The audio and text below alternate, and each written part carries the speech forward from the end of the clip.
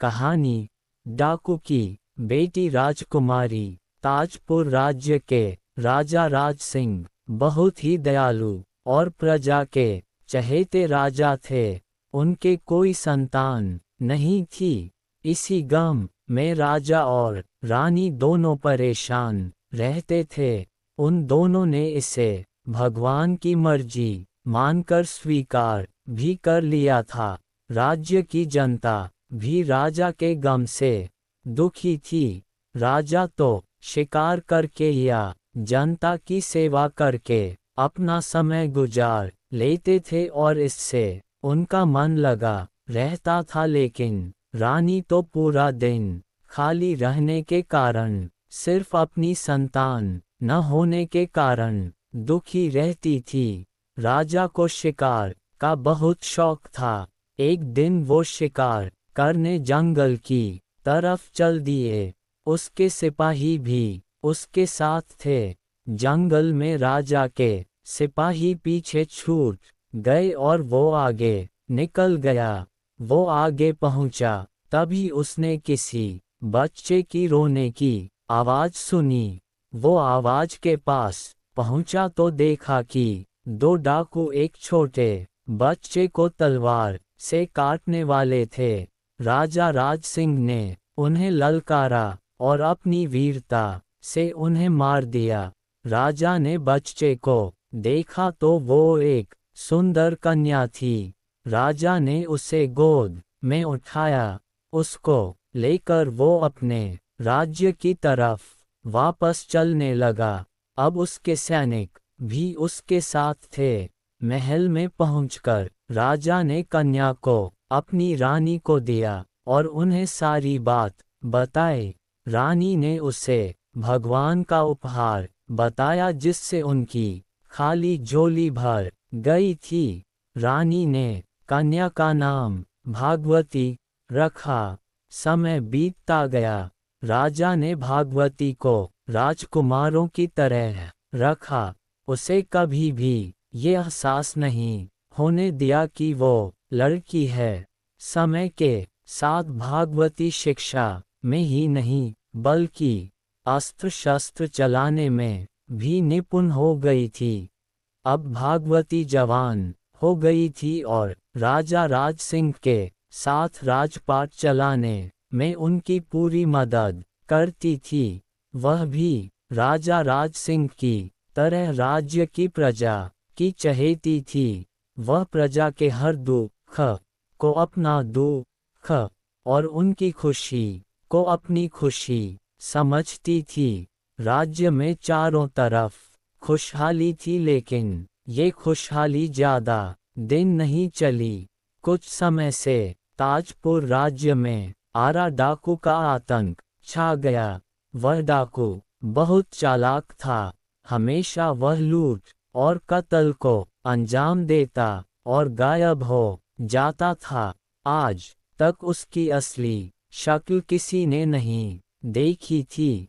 वो भेष बदलने में माहिर था, इसी कारण वो किस भेष में आएगा किसी को पता नहीं चलता था। राज्य की सेना और यहाँ तक कि सेनापति और राजा भी उसको पकड़ नहीं पाए। इसी फिक्र में राजदरबार में सभी बैठे थे। उसी समय भागवती बोली, पिता महाराज, यदि आप आज्ञा दें तो मैं इस आरा डाकू को पकड़ने की कोशिश करूं। राजा बोले, भागवती, सारी सेना और सेनापति सहित हम भी कोशिश करके हार गए, लेकिन यदि तुम भी कोशिश करना चाहती हो तो जैसी तुम्हारी इच्छा, लेकिन सावधान रहना, वो बहुत खूंखार है।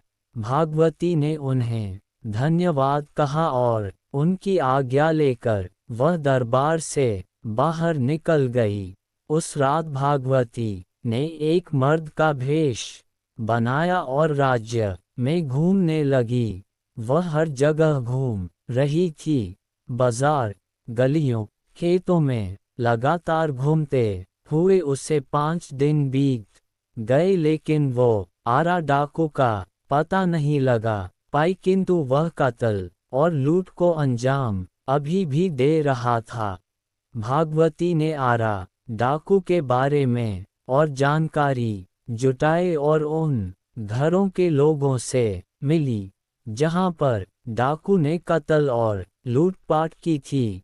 उसको आरा डाकू के बारे में पता लगा कि वह जवान लड़कियों का कत्ल नहीं करता था और जाने से पहले उस घर की लड़की का कंधा जरूर देखता था।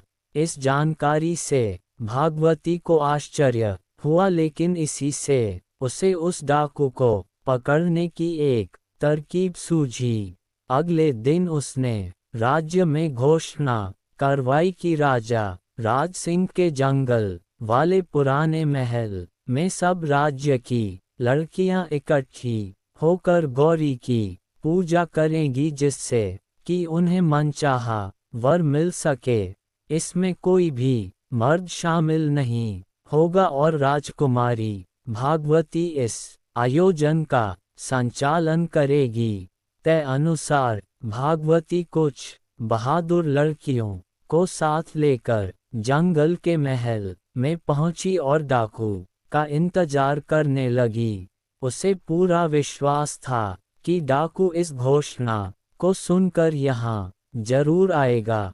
भागवती को ज्यादा इंतजार नहीं करना पड़ा।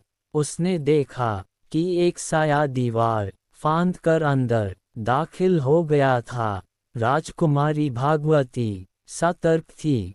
उसने तलवार के बल पर उसे अपने काबू में कर लिया।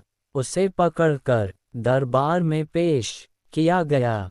अब राजकुमारी भागवती ने आरा डाकू से लूटपाट और लड़कियों का कत्ल न करने का कारण पूछा तो उसने बताया कि वो जन्म से डाकू नहीं था। कुछ डाकू उसकी नवजात बेटी को उठाकर ले गए और उसे मार दिया और इसी गुस्से में वह डाकू बना। मेरी बेटी के बाएं कंधे पर एक गुलाब का गोदना बना हुआ था। मैं हर लड़की का कंधा इसलिए देखता था कि शायद मेरी बच्ची अभी जिंदा हो। अब चौंकने की बारी राजा राज सिंह की थी। उसने पूछा, आरा डाकू, क्या तुम्हारी बेटी 18 साल पहले मारी गई थी? आरा ने आश्चर्य से हाँ में जवाब दिया। राजा बोला, आरा, तुम्हारी बेटी जिंदा है और जिसने तुम्हें पकड़ा है वह राजकुमारी भागवती ही तुम्हारी बेटी है। राजा ने उसे सारी बात बताई कि किस तरह उसने उस छोटी लड़की को बचाया था। अब आरा डाकू के चेहरे पर मिश्रित भाव थे। उधर राजकुमारी भागवती आश्चर्यचकित थी कि पिता महाराज ने उसे आज तक इस बात का एहसास नहीं होने दिया था कि वो उनकी बेटी नहीं है।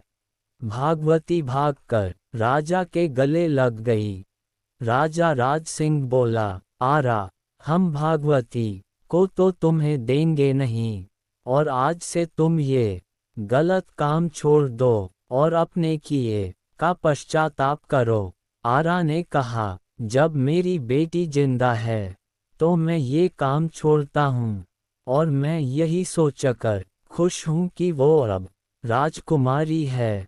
आरा डाकू अब सन्यासी बन गया था और राजा राज सिंह ने उसे अपने महल के मंदिर की देखभाल का जिम्मा दे दिया था।